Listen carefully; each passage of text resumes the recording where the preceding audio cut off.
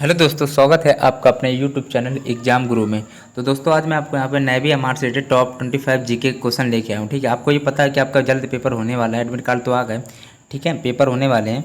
और ये कि जो मैं क्वेश्चन ये करा रहा हूँ आपका, मेरा ये टारगेट है कि आप 25 क्वेश्चन लाएँ पेपर में आपको जीके में पूरे नंबर लाने हैं। ठीक है, अब उसके लिए क्या है कि मैं आपको आपको एक एक क्वेश्चन मतलब सब कुछ कराऊंगा क्वेश्चन में। जीके में आपको कुछ भी नहीं छोड़ूंगा, और मैथ और साइंस भी अलग आपको कराता रहूँगा। ठीक है, तो आपका ये रहेगा कि आपको अच्छे नंबर इस बार लाने, क्योंकि इस बार वैकेंसी भी कम भरी गई हैं।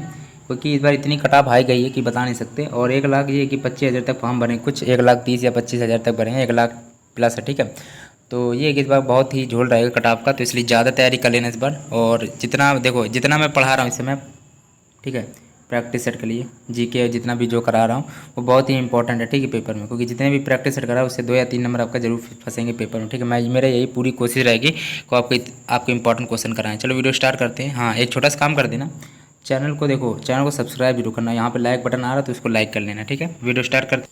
देखो भाई, 26 नंबर प्रश्न दिया गया है, पूर्ण स्वराज्य का आशय है। ठीक है, 26 नंबर प्रश्न है, तो इसमें डी ऑप्शन राइट है। पूर्ण स्वराज्य का ये आशय था कि पूर्ण स्वतंत्रता हो। ठीक है, तो 26 का डी ऑप्शन यहाँ पर राइट ऑप्शन हो जाएगा। अब ये है कि कांग्रेस के लाहौर अधिवेशन में पारित किया गया था, कब किया गया था यह पूर्ण स्वराज कांग्रेस के लाहौर अधिवेशन में पारित किया गया था, 1929 ईस्वी में पारित किया गया था। ठीक है, और जो पूर्ण स्वराज है, ठीक है, इस अधिवेशन की अध्यक्षता किसने की थी? पंडित जवाहरलाल नेहरू जी ने की थी। ठीक है, पंडित जवाहरलाल नेहरू जी ने की थी। तो पूर्ण स्वराज का आशय यह था कि पूर्ण स्वतंत्रता हो। ठीक है, अगला प्रश्न देखते हैं। अगला प्रश्न दिया गया 27 नंबर है, पंचतंत्र दंत कथाएँ किसके द्वारा रचित मानी जाती हैं? तो 27 नंबर प्रश्न है, राइट ऑप्शन इसका क्या होगा? चलो 27 का बी ऑप्शन विष्णु शर्मा। ठीक है, पंचतंत्र जो दंत कथाएँ हैं किसके द्वारा रचित गई थी, या पंचतंत्र किसके द्वारा रचित है, यही क्वेश्चन केवल इतना ही पूछा जा सकता है। तो पंचतंत्र जो है वो किसके द्वारा रचित है? वो विष्णु शर्मा द्वारा रचित है। ठीक है, ये वैसे मूलतः संस्कृत में रचित है। ठीक है, चलो भाई, सत्य में जयते का अर्थ क्या है? सत्य में जयते का अर्थ क्या है? 28 नंबर प्रश्न है, बताइए जरा। ये पूछा गया था पेपर में, सत्य में जयते कहाँ से लिया गया? तो मुंडोपनिषद से लिया गया, मुंडोपनिषद से लिया गया। ठीक है, जिसका अर्थ होता है सत्य की ही विजय होती है। सत्य में जयते का है सत्य की ही विजय होती है। सत्य में जयते माने सत्य की ही विजय होती है, सत्य की ही विजय हो, बात वही है। ठीक है, और चलो भाई अगला प्रश्न है, पानी या हवा की कार्रवाई से मिट्टी को बाहर ले जाने को क्या कहा जाता है? 29 नंबर प्रश्न है, राइट ऑप्शन की बात है तो सी ऑप्शन यहाँ पे मिट्टी का क्षरण। ठीक है, सी ऑप्शन यहाँ पे राइट ऑप्शन हो जाएगा। चलो भाई अगला प्रश्न देखते हैं। 1024 होता है किलोबाइट किसके बराबर होता है? 1024 किलोबाइट आपको पता होना चाहिए। 30 नंबर प्रश्न है, तो 1 मेगाबाइट के बराबर होता है। ठीक है, 30 का बी ऑप्शन यहाँ पे राइट ऑप्शन हो जाएगा। हीराकुंड बांध किस नदी पर बनाया गया है? 31 नंबर प्रश्न है, हीराकुंड बांध किस नदी पर बनाया गया है? मोस्ट इंपॉर्टेंट क्वेश्चन, इसको मोस्ट इंपॉर्टेंट कर सकते हो। ठीक है, पेपर में बहुत चांसेस के आने के। तो 31 नंबर प्रश्न का बी ऑप्शन यहाँ पर राइट ऑप्शन हो जाएगा। ठीक है, चलो भाई, हीराकुंड बांध है जो आपका महानदी पर बनाया गया है। ठीक है, चलो भाई, अब ये कि हीराकुंड जो बांध है ना, तो वो उड़ीसा राज्य में महानदी पर निर्मित है। ठीक है, यह बांध है जो हीराकुंड बांध है, विश्व में सबसे लंबे बांधों में से एक है। ठीक है, अगला सी का फुल फॉर्म क्या होता है? CEC लिखा है। ठीक है, CEC का फुल फॉर्म क्या होता है? 32 नंबर प्रश्न है, क्या होगा देखो, तो चीफ इलेक्शन कमिश्नर होता है। ठीक है, या फिर देखो आपने सुना होगा चीफ इलेक्शन कमिश्नर होता है, मतलब कि वो होता है मुख्य चुनाव आयुक्त। ठीक है, हिंदी में। अगला प्रश्न है, चलो भाई, ये कि देखो, ये थोड़ा जीके क्वेश्चन है, वो आपको शायद मुझे टाइम लगता है ज़्यादा, 15 शायद 14 15 16 17 मिनट ज़्यादा लग जाता है, क्योंकि ये देखो डिटेल में बताना पड़ता है। एक ही क्वेश्चन में 2-3 क्वेश्चन कभी कदार बता देते हैं। ठीक है, तो ये कि काफ़ी क्वेश्चन के लिए इसलिए थोड़ा टाइम लग जाता है। ठीक है, 33 नंबर प्रश्न दिया गया, लोकसभा में अधिकतम कितने सदस्य हो सकते हैं? लोकसभा में 33 नंबर प्रश्न है। देखो राइट ऑप्शन क्या होगा इसमें, बताओ। चलो 33 नंबर प्रश्न है, तो 552 हो सकते हैं वैसे तो लोकसभा सदस्य। वैसे वर्तमान में आपके 545 सदस्य हैं, वर्तमान में पूछा जा सकता है। ठीक है, चलो अब ये कि राष्ट्रपति द्वारा लोकसभा कितने सदस्यों को मनोनीत करता है लोकसभा में, तो 2 सदस्यों को मनोनीत कर सकते हैं केवल। ठीक है, अब लोकसभा को क्या कहा जाता है बताओ, लोकसभा को कहा जाता है निम्न सदन।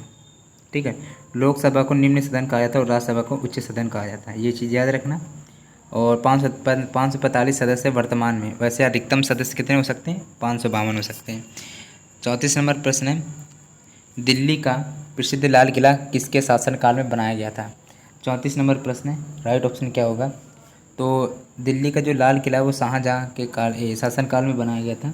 तो 24 का यहाँ पे डी ऑप्शन यहाँ पे राइट ऑप्शन हो जाएगा। ठीक है, अब ये कि देखो, अब ये जो दिल्ली का जो लाल किला है, ठीक है, शाहजहाँ ने दिल्ली के प्रसिद्ध लाल किला का निर्माण 1648 ईस्वी में किया था। ठीक है, और ये भी पूछा जा सकता है यह चतुर्भुज आकार का किला है। ठीक है, लाल बलुआ पत्थर से निर्मित है। ठीक है, इसीलिए लाल किला मतलब रखा गया नाम, क्योंकि लाल बलुए पत्थर से बना हुआ है। ठीक है, अगला प्रश्न है, सुभाष चंद्र बोस के पिता कौन थे।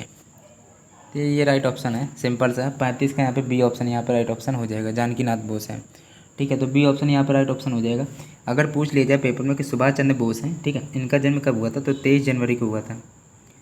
जो डिटेल में चीज़ें बताते हैं उनको थोड़ा बस ठीक ठाक नॉर्मल के हिसाब से पढ़ लेना। ठीक है, पर ये जो क्वेश्चन जो करा रहे हैं वो ज़्यादा इंपॉर्टेंट, डिटेल जो बता रहे हैं वो भी थोड़ी इंपॉर्टेंट है, पर पढ़ लेना जरूर, ठीक सब कुछ। और ये कि इनका जन्म कहाँ हुआ था, 23 जनवरी 1897 ईस्वी में उड़ीसा के कटक में हुआ था। उड़ीसा के कटक नामक स्थान पर हुआ था। ठीक है, इनकी माता का नाम क्या था, प्रभावती था। ठीक है, चलो भाई, the lady with the lamp के नाम से किन्हें जाना जाता है। 36 नंबर प्रश्न है, तो राइट ऑप्शन क्या होगा बताइए ज़रा। 36 का बी ऑप्शन फ्लोरेंस नाइटिंगेल है। दुनिया के अधिकांश घास के मैदान कहाँ पाए जाते हैं। 37 नंबर प्रश्न बताइए ज़रा।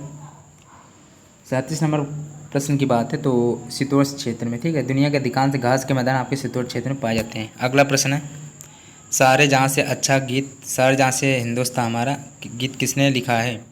38 नंबर प्रश्न, राइट ऑप्शन क्या होगा बताइए। 38 का सी ऑप्शन मोहम्मद इकबाल ने सारे जहाँ से अच्छा गीत लिखा है। ठीक है, तो 38 का यहाँ पे सी ऑप्शन यहाँ पे राइट ऑप्शन हो जाएगा। ठीक है, अब ये है कि देखो, यह जो गीत है सारे जहाँ से अच्छा है हिंदुस्तान। ठीक है, तो ये कि यह गीत को तराना ए हिंद के नाम से भी जाना जाता है। ये चीज़ आपको पता थी कि नहीं, ये इंपॉर्टेंट चीज़ मैंने बताई है। सारे जहाँ से अच्छा जो गीत है वो मोहम्मद इकबाल ने गाया था। ये क्वेश्चन आपका नैवी अमर में आ चुका है। और देखो, ये नहीं कहेंगे बार बार कि ये क्वेश्चन आए भाई। देखो, जितने भी क्वेश्चन यहाँ करा रहे हैं वो सारे क्वेश्चन आपके पूछे गए हैं, और जिसमें कि देखो 25 में 20 क्वेश्चन पूछे गए, 5 क्वेश्चन ऐसे हैं जो आपके पूछे जा सकते हैं, इतना याद रखना है। तो ये कि तराने ए हिंदी के नाम से भी जाना जाता था इस गीत को। ठीक है, रोलेट एक्ट वर्ष कब पारित हुआ था, तो ये तो सबको पता हो। 39 नंबर प्रश्न है, तो 1919 में पारित किया गया था रोलेट एक्ट। ठीक है, सिंपल सा था, मार्च में 1919 को। ठीक है, अगला प्रश्न है, युगांडा की राजधानी का नाम क्या है। 40 नंबर प्रश्न है, राइट ऑप्शन क्या होगा, बी ऑप्शन कंपाला है। ठीक है, तो 40 का यहाँ पे बी ऑप्शन यहाँ पर राइट ऑप्शन हो जाएगा। ठीक है, किसान घाट किसका समाधि स्थल है बताइए ज़रा। देखो, किसान घाट आपका चौधरी चरण सिंह का है। ठीक है, समाधि स्थल। और महात्मा गांधी का क्या था, राजघाट था समाधि स्थल। और राजीव गांधी क्या था, वीर भूमि शायद था, वीर भूमि घाट। ठीक है, राजीव गांधी का वीर भूमि घाट। अगला प्रश्न आपका दिया गया 42 नंबर प्रश्न है, थॉमस कप निम्नलिखित में से किस खेल से के साथ जुड़ा हुआ है। ये क्वेश्चन बार बार आपका पूछा गया है। तो 42 नंबर प्रश्न का बी ऑप्शन यहाँ पे बैडमिंटन राइट ऑप्शन हो जाएगा। ठीक है, 42 का बी ऑप्शन राइट है। अगला प्रश्न दिया गया, किस प्रथम भारतीय ने अंतरिक्ष में प्रवेश किया। 43 नंबर प्रश्न है, तो राइट ऑप्शन क्या होगा। चलिए, तो 43 नंबर प्रश्न की बात है तो यहाँ पे बी ऑप्शन राकेश शर्मा। किस प्रथम भारतीय ने, तो प्रथम भारतीय आपको कौन थे, राकेश शर्मा ही थे जिन्होंने अंतरिक्ष में प्रवेश किया था। तो मतलब 43 का बी ऑप्शन यहाँ पर राइट ऑप्शन हो जाएगा। ठीक है, अब ये कि उनका अंतरिक्ष मिशन जो 2 अप्रैल 1984 को लॉन्च हुआ था। ठीक है, 2 अप्रैल 1984 को लॉन्च हुआ था, किससे माना जाता है। ठीक है, 44 नंबर प्रश्न है, तो राइट ऑप्शन इसका बी पार्ट है। ठीक है, मेटी मैकोनेन को कहा जाता है। ठीक है, इनका ये कि 2015 में इनका वो निधन हो गया था। ठीक है, शायद आपने पता चला होगा, रहने दो उठाओ। देखो तो याद कर लेना, केवल ये है कि ये केवल पूछा जा सकता है SMS का जनक किसे माना जाता है, तो मैथ्यू मैकनन को जाना जाता है। सबसे गहरा महासागर कौन सा है? सिंपल प्रश्न है, 45 नंबर प्रश्न है। बताइए जरा राइट ऑप्शन क्या होगा, तो डी ऑप्शन यहाँ पे प्रशांत महासागर है, सबसे गहरा और बड़ा भी कह सकते हो, ठीक है। विश्व का सबसे गहरा और बड़ा महासागर आपका कौन सा है? प्रशांत महासागर, ठीक है। अगला प्रश्न है, डॉक्टर एल सुब्रमण्यम कौन सा वाद्य यंत्र बजाते हैं? 46 नंबर प्रश्न है, तो इसका सी ऑप्शन यहाँ पे वायलिन बजाते हैं। विश्व कैंसर दिवस कब मनाया जाता है? 47 नंबर प्रश्न है, तो ए पार्ट है, 4 फरवरी को विश्व कैंसर दिवस मनाया जाता है। अगला प्रश्न दिया गया, UNFCCC का मुख्यालय कहाँ स्थित है? 48 नंबर, इसका फुल फॉर्म भी अभी पूछेंगे आपसे। फुल फॉर्म ऐसे पेपर में इसका नहीं आएगा आपके एग्जाम में, वैसे बता देंगे, ठीक है, फिर भी ठीक है। 48 का बी ऑप्शन यहाँ पे राइट ऑप्शन, बॉन, ठीक है। चलो भाई, मतलब बॉन आपका कहाँ पे? जर्मनी में। जर्मनी में इसे लिख के आएगा पेपर में, इतना डिटेल में नहीं आएगा, पढ़ लेना। पर देखो इसको फुल फॉर्म बता देते हैं। जर्मनी के बॉन में स्थित है UNFCCC का मुख्यालय। अब फुल फॉर्म ध्यान से सुन लेना, United Nations framework convention of climate change, ठीक है। फिर से बता दे रहे हैं, यूनाइटेड हो गया, Nations framework convention on climate change होता है, ठीक है। भारत में कौन सी तिथि संविधान दिवस के रूप में मनाई जाती है? 49 नंबर प्रश्न है, तो राइट ऑप्शन इसका क्या होगा? ए पार्ट, 26 नंबर को संविधान दिवस के रूप में मनाई जाती है, ठीक है। चलो भाई, अब ये कि 26 नवंबर 1949 को संविधान सभा, मतलब ये कि वो हो गया था, ये अपनाया गया था, लेकिन लागू कब किया गया था? 26 जनवरी 1950 को संविधान लागू हुआ था, ठीक है। लेकिन संविधान दिवस मनाया कब जाता है? 26 नवंबर को मनाया जाता है, क्योंकि 26 नवंबर 1949 को संविधान सभा मतलब अपना लिया गया था उसमें, लेकिन अपना अंगीकृत कर लिया था, और लेकिन लागू कब किया गया था? 26 जनवरी 1950 को ये लागू किया गया था। 50 नंबर, भारतीय नौसेना इंडियन नेवी करमवीर सिंह है इसके अध्यक्ष, और 4 दिसंबर को मनाया जाता है, और 8 अक्टूबर को होता है आपका वो एयरफोर्स डे, वायुसेना, ठीक है। राकेश कुमार सिंह भदौरिया अध्यक्ष हैं, और आर्मी के उसको थल सेना दिवस भी कहते हैं, तो 15 जनवरी को मनाया जाता है। उसके चीफ कौन है बताइए? मनोज मुकुंद नरवाणे हैं, ठीक है। तो भारतीय नौसेना का आदर्श वाक्य क्या है? 50 नंबर प्रश्न का बी ऑप्शन, स नो वरुण। ये आप देखते होंगे जब थंबनेल में, आप देख लेना, शायद किसी किसी थंबनेल में वो क्या कहते हैं, थंबनेल में क्या, इनका जब भारतीय नौसेना का जो नेवी चिन्ह होता है ऐसे बना रहता है थोड़ा टाइप का, तो उसके नीचे लिखा रहता है, ठीक है।